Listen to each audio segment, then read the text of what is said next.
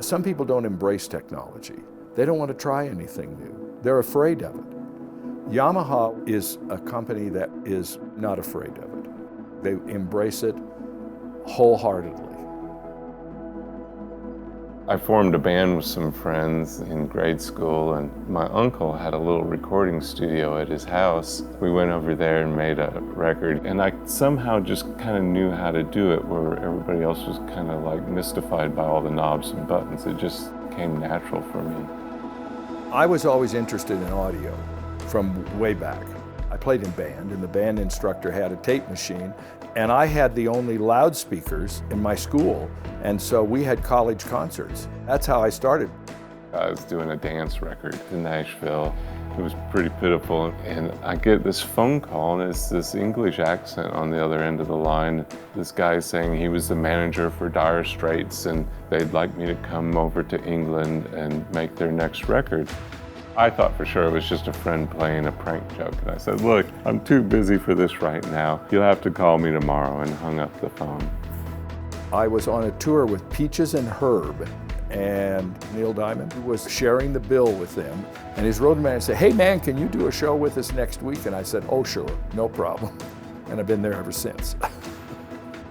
I went home and my wife goes, "Did Dire Straits manager call you?" Oh, my heart dropped out. I thought for sure that I had totally blown it, you know. Well, the next day they called. I was like, "Yes, I'll come." 2 or 3 weeks after that, I went over to England and started working with Mark Knopfler and Dire Straits, and we've been working together, I guess, probably 30 years now. It was about 1972. Yamaha came around and they showed me the PM200, and it was a little tiny console, and I had a first one of those. You know, I was on the ground floor, I guess you would say. The DM2000, the O2R were like things that totally changed the industry in such a big way. I started doing a lot of mixing with surround, and that kind of led me down that whole path of the digital console. Yamaha was one of the first to embrace this technology and to do it in a way that was economical for people. What the digital thing did was allow us to concentrate on the music rather than concentrate on which buttons were pressed where on which console to do what you needed to do. With the Nuage, to be able to control the project with hardware rather than doing it with a mouse is just incredible. We have better sound for the audience than we have ever had.